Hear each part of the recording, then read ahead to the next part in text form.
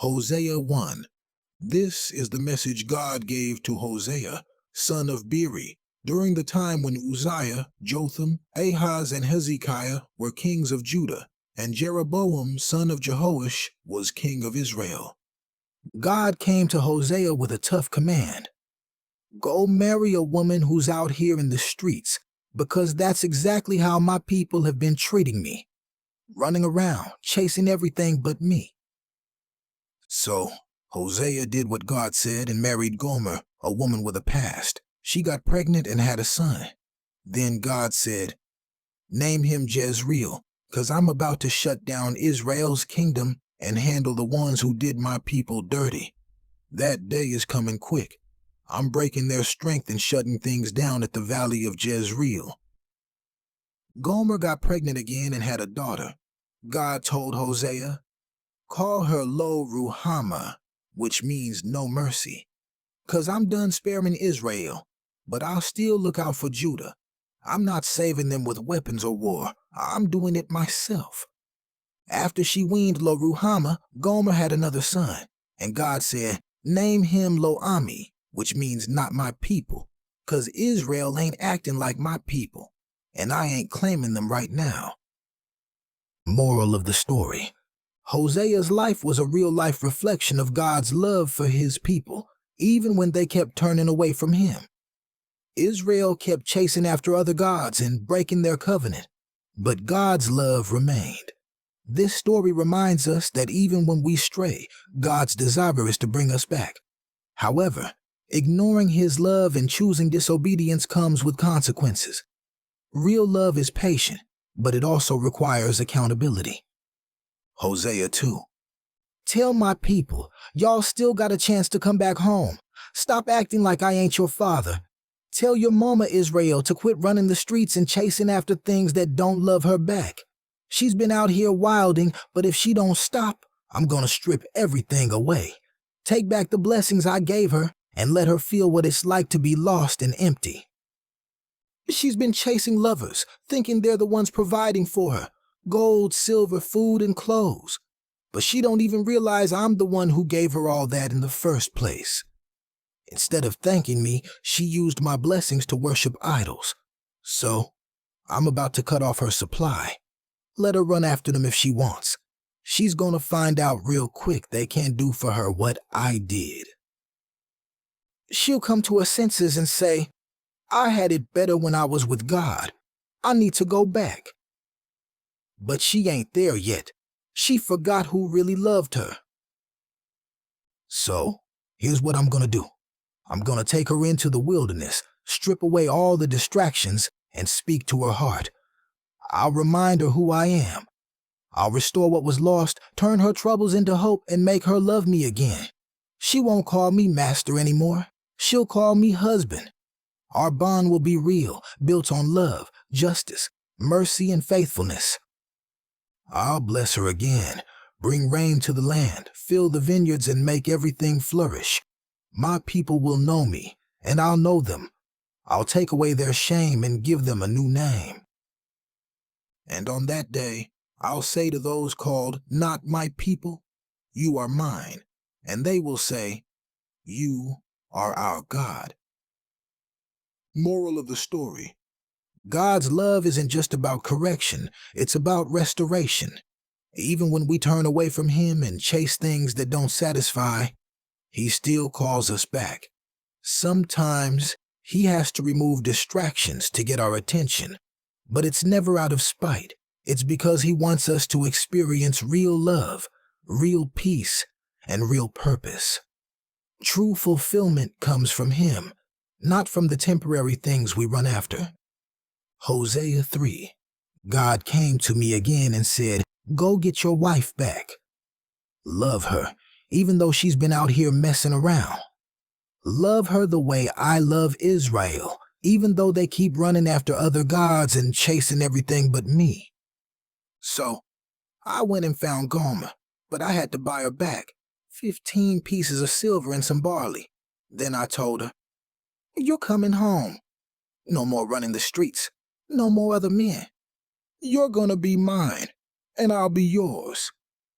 Just like that, Israel is going to go through a season without a king, without a temple, without sacrifices, stripped of everything they thought they needed. But in the end, they'll come back to God. They'll seek Him out, and He'll restore them with love and blessings greater than before. Moral of the story. This chapter is a powerful picture of God's love. It's not based on what we deserve, but on His faithfulness. Even when we turn our backs on Him, He still makes a way to bring us back. Sometimes, He allows us to go through a season of emptiness so we can realize that nothing else can fill us like He can. God's love is redeeming, restoring, and patient, always calling us home. Hosea 4. Listen up, Israel. God has a case against y'all. There's no truth, no love, no real knowledge of God in the land. All I see is lying, killing, stealing, and folks out here wilding with no respect. The land is suffering because of it. Animals, birds, even the fish in the sea are dying. And don't try to argue back or blame somebody else. Y'all know exactly what's going on. The priests ain't teaching right, and the people ain't listening. My people are being destroyed because they don't know me. Y'all rejected my wisdom, so now I'm rejecting you. You were supposed to represent me, but instead you turned your back, so I'm turning my back on you. The more people grew, the more they sinned. The priests are just as bad as the people. They sin right along with them and then turn around and eat the offerings meant for me. So, I'm gonna let y'all feel the weight of what you've done. You're chasing all these empty things, thinking they'll satisfy you, money, power, lust, but you're still empty. You all run into idols, drinking yourselves into a stupor, looking for answers in all the wrong places. Your daughters and wives are out here being unfaithful, but I'm not just blaming them. I'm looking at the men too. They're the ones leading by example, running after temple prostitutes, thinking it's all good. That's why the nation is falling apart. Israel, if you want to destroy yourself, fine, but don't drag Judah down with you. Stop running to fake gods. Stop making empty sacrifices. You're acting like a stubborn animal that won't listen, so I'm gonna let you do you and see where it gets you. Y'all are addicted to this lifestyle, stuck in sin, too deep to even see straight. But watch. Soon enough, shame is coming. Your leaders love corruption, but the wind is about to blow it all away, and everything you put your trust in will be gone. Moral of the story. When people turn away from God, everything starts falling apart, morally, spiritually, and even physically. Ignoring His wisdom leads to destruction, not because God wants to hurt us, but because sin has real consequences. When we chase empty things, we end up empty. But God is always calling us back, ready to restore those who truly seek Him. Hosea 5. Listen up, priests, leaders, and all of Israel. This warning is for you. Y'all have been leading people the wrong way, setting traps instead of guiding them to me. That's why judgment is coming. I see everything you're doing, and there's no hiding from me. Israel, you've made yourself filthy with sin. You've fallen so deep that even Judah is getting caught up. You think you can just offer sacrifices and go through the motions, but I see your hearts. You don't really want me. That's why I'm stepping back. Y'all are gonna be out here searching for me, but I won't be found. You turn to other nations for help instead of turning to me. You put your trust in worldly power, thinking it could heal you, but it won't. I sent warning after warning, but y'all ignored them. Now trouble is coming from every direction. Judah, don't get comfortable, 'cause you ain't safe either. When the time comes, my judgment is hitting both Israel and Judah. I'm like a lion. I'll tear y'all apart, and there won't be anyone who can rescue you. Then when you finally realize you need me, you'll come back, humbled, ready to seek my face. But by then you'll have learned the hard way. Moral of the story. When we ignore God's warnings and keep choosing our own way, we eventually face the consequences. Instead of trusting in people, power, or possessions, we need to trust in God. He's the only one who can truly heal and restore. Sometimes He steps back to let us feel the weight of our choices, not to abandon us, but to lead us back to Him with a genuine heart. Hosea 6. Come on, let's return to God. Yeah, He had to check us, but He's the only one who can heal us. He might have let us go through it, but He won't leave us like this. In just a little while, He'll restore us, and we'll be back on our feet. If we seek Him, He'll show up, just like the sunrise, just like the rain that refreshes the land. But God responds, Israel, Judah, what am I supposed to do with y'all? Your love is weak. It disappears like morning fog, like dew that fades as soon as the sun hits. That's why I had to send prophets to correct you, to cut through all the fake devotion with truth. I don't want your empty sacrifices. I want real love, real loyalty. I want you to actually know me, not just go through the motions. But instead of walking with me, y'all have broken the covenant. You're moving like thieves, ambushing folks, spilling blood, and the priests are right there with you, leading people deeper into sin. Y'all made a mess of things, especially in Gilead. I see Israel's corruption. Y'all out here wilding, acting holy one minute and running with idols the next. Your leaders are just as guilty, and judgment is coming. I've already set the trap. Judah, don't think you're off the hook. A day is coming when you'll have to face this too. But when that time comes, I'll also be the one to restore you, if you're ready to truly turn back to me. Moral of the story: God doesn't want fake love or surface-level worship. He wants real, genuine devotion. Going through the motions without true commitment means nothing to Him. But even when we mess up, He's always ready to restore us if we sincerely return to Him. His love is faithful, but He also wants us to be faithful to Him in return. Hosea 7. God says, every time I try to heal Israel, their sins just keep piling up. They lie, they steal, they cheat, acting like I don't see what's going on. They run with criminals instead of turning to me. Their hearts burn with sin like an oven left on all night. By morning they're fired up and ready to do wrong. Their rulers get drunk, and their leaders make fools of themselves. They're too caught up in their own mess to call on me. Israel is like bread that never got flipped, burnt on one side, raw on the other. They mix with other nations, trying to fit in, but they don't even realize they're losing themselves in the process. Their strength is fading, but they're too blind to see it. Their arrogance keeps them from coming back to me.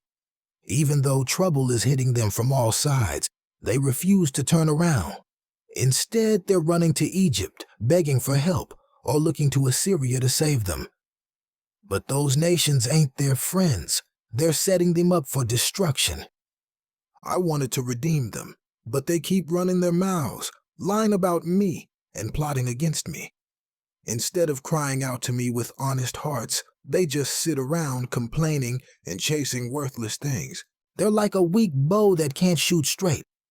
Useless. Their leaders are going to fall because they put their trust in the wrong things. They thought they were outsmarting me, but now they'll be laughed at by the very nations they try to impress. Moral of the story: when people refuse to acknowledge their wrongs, they just keep sinking deeper into the mess they created. Israel kept running to everyone except God, thinking they could fix their problems on their own. But trusting in the wrong things only leads to destruction. Real strength comes from turning back to God, not chasing after temporary solutions. Hosea Otto.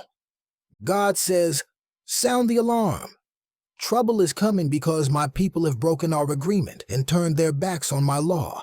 They call me God. They claim they know me, but their actions say otherwise. Israel is out here wilding, doing whatever they want, so now their enemies are about to run up on them.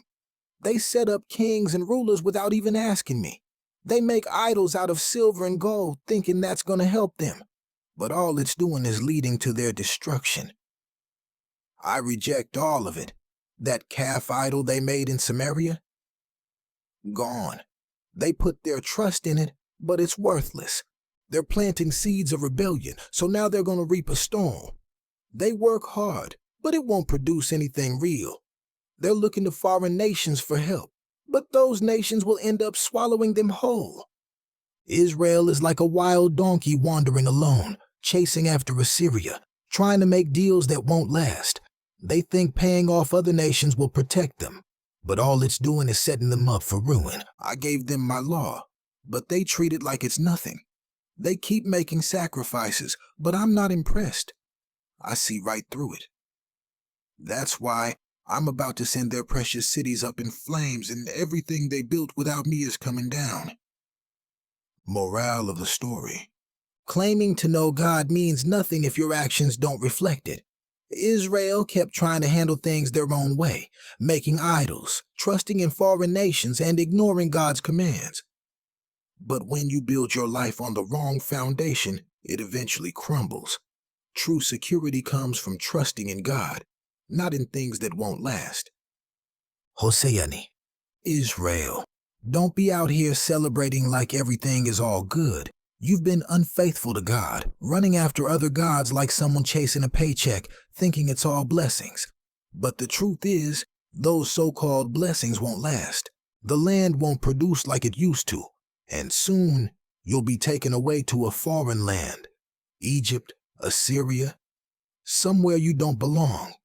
There you won't have the freedom to worship God like before.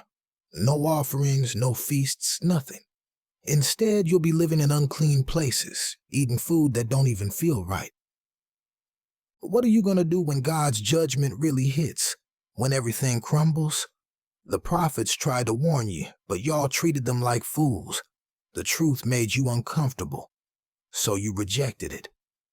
God says, I saw Israel like fresh fruit in the beginning, but now y'all are like spoiled fruit. You ran to idols, got caught up in sin, and now your glory is fading. Judgment is coming for your children, your land, everything you thought was secure. You wanted kings and leaders, but they led you wrong. You put your trust in men instead of in me. Now it's too late. The time for warnings is over. Punishment is here. I was ready to bless you, but you turned away. Now, instead of multiplying, you'll be decreasing. Instead of flourishing, you'll be fading. Because you wouldn't listen, I'm stepping back. When trouble comes, don't expect me to step in. Israel, you've made your bed.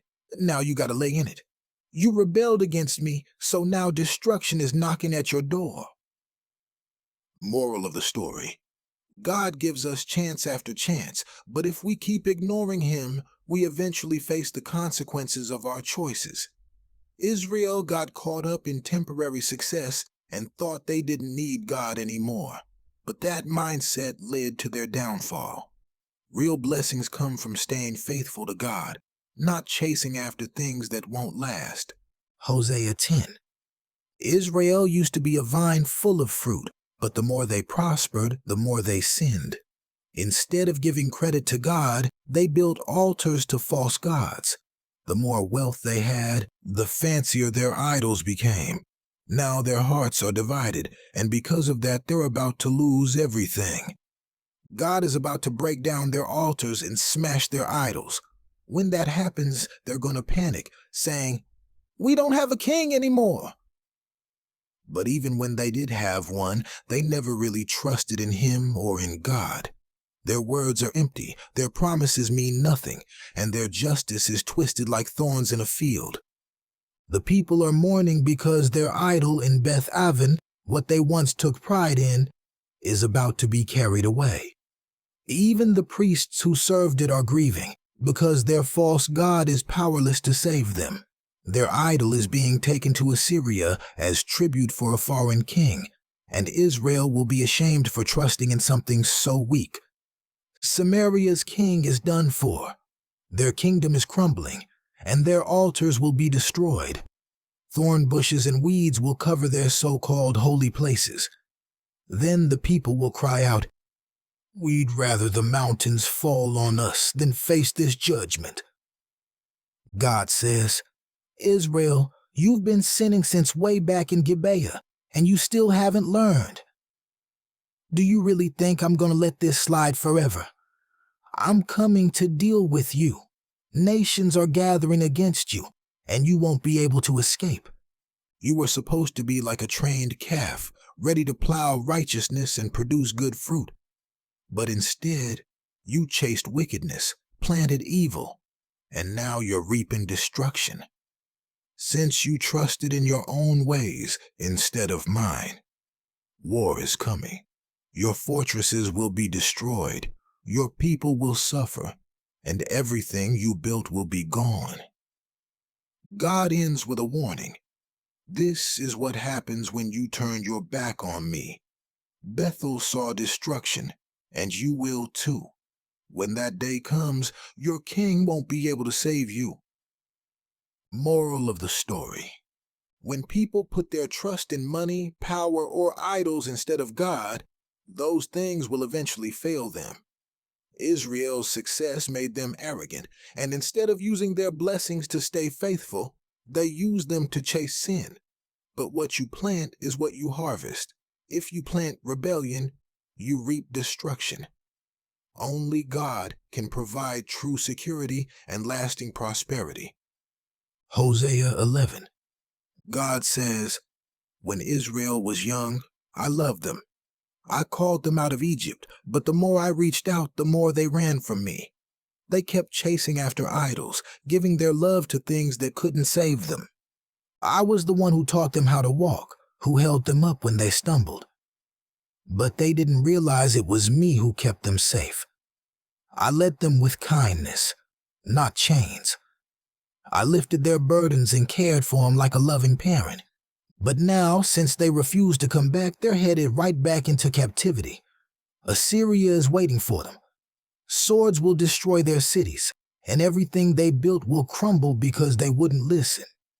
Still, my heart breaks for them. How can I just give up on my people? How can I let them be completely wiped out like some forgotten nation?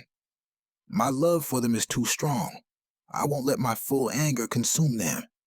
I'm not like a human who changes their mind on a whim. I am God, and I will not destroy them completely. The day will come when they'll return. They'll follow me again, and when I call, they'll come trembling, knowing who their true protector is. They'll come back from every corner of the earth, from exile, and I will restore them to their home. But for now, Israel is still acting stubborn. They'd rather chase after lies than return to me. They cry out, but they don't do it with real hearts. They still refuse to be fully mine. Morale of the story: God's love is deep, patient, and unshakable. Even when we turn our backs on Him, He doesn't stop loving us. But love doesn't mean there aren't consequences. Israel had to face the results of their choices. Still, God's mercy remains, and He's always ready to restore those who truly return to Him. Hosea 12. Israel is out here chasing the wind, making deals with Egypt and Assyria like that's going to save them. But all they're doing is stacking up more lies and violence. They talk slick, but their words are empty. God says, "Remember Jacob? He fought with his brother in the womb, wrestled with an angel, and even wept, begging for my blessing. He found me at Bethel, and I spoke to him there. I'm still the same God, faithful, unchanging, the Lord Almighty, but y'all have forgotten me." Israel, you act like a self-made hustler, bragging about your riches like you got it all on your own. You think because you're successful, you're untouchable, but I see right through it. You forgot who gave you everything in the first place. I've been speaking through my prophets, sending vision after vision, warning after warning. But y'all still won't listen. Gilead is full of wickedness, and Gilgal is drowning in idol worship. They're making sacrifices, but it's all fake. Their altars are nothing but piles of stones in a field. Jacob had to work hard just to marry Rachel, and he lived as a servant to build his family. And just like I brought Israel out of Egypt through Moses, I've always been the one leading and protecting my people. But instead of gratitude, Israel has turned on me. They've made me angry with their rebellion, and now they're about to feel the consequences of their sins. Moral of the story. Pride and success can make people forget where their blessings come from. Israel thought they were thriving on their own, but they ignored the fact that it was God who provided for them. Chasing wealth and power without God leads to destruction. Real security comes from staying humble and faithful to Him. Hosea 13. When Ephraim, Israel, used to respect me, they had power and people listened. But now they've destroyed themselves by chasing after idols. They worship Baal, and because of that, they're falling deeper into sin. Now they're out here making idols from silver, crafting little statues and calling them gods. People even kiss these lifeless things like they can do something for them. But they're as temporary as morning mist, as fleeting as smoke from a chimney. Here one moment, gone the next. God says, I've been your God since the days of Egypt. I'm the only one who saved you, and you had no other help but me. I took care of you in the wilderness, fed you when you had nothing. But when you got full and comfortable, you forgot me. So now, I'm coming like a lion, like a leopard lying in wait. I'll attack like a bear robbed of her cubs, like a wild beast tearing you apart. You wanted to rule yourselves, to live without me. So let's see if your kings and idols can save you now. You asked for a king, but where is he when you need him? I gave you a king when you begged for one, and now I'm taking him away in my anger. Ephraim's sins are stacked up, and their judgment is sealed. They're like a woman in labor who refuses to give birth. They're stuck, refusing to do what's right. But I'm the only one who can save them from death, the only one who can rescue them from the grave. Death, you have no power here. But because they refuse to listen, destruction is coming. Their land will dry up, their wells will run empty, and their treasures will be taken away. Samaria has rebelled, and now they'll face the consequences of their sin. They trusted in their own strength instead of me, and now everything they love will be lost. Morale of the story. Comfort and success can make people forget who really takes care of them. Israel got too comfortable, and instead of staying faithful, they turned to idols. But idols and human power can't save anyone. Only God can. When people reject Him, they eventually face the consequences of their choices. But even in judgment, God reminds us that He alone has power over life and death, and He is always willing to save those who turn back to Him. Hosea 14. Israel, it's time to come back to God. You've tripped up because of your sins, but He's still calling you home. Bring Him your honest words. Tell Him, forgive us, Lord. We know no nation, no army, no idol can save us. Only You can. God says, I'll heal your unfaithfulness and love you freely. My anger is gone. I'll be like fresh rain to Israel, making them blossom like flowers, deep-rooted like the cedars of Lebanon. They'll grow strong, spreading out like olive trees, their fragrance as sweet as a lush garden. My people will return and live under my protection. They'll thrive like wheat, bloom like vineyards, and their name will be known like the finest wine. Ephraim, do you finally see? Idols can't do anything for you. I am the one who watches over you, the one who provides, the one who gives life. Whoever is wise, let them understand this. The ways of the Lord are right. The righteous will walk in them, but those who keep rebelling will stumble and fall. Moral of the story. No matter how far we stray, God is always ready to welcome us back. He doesn't just forgive. He restores, blesses, and protects those who turn back to Him. Idols, power, and worldly things will always fail, but God remains faithful. Walking in His ways leads to life, while rejecting Him leads to downfall. The choice is ours.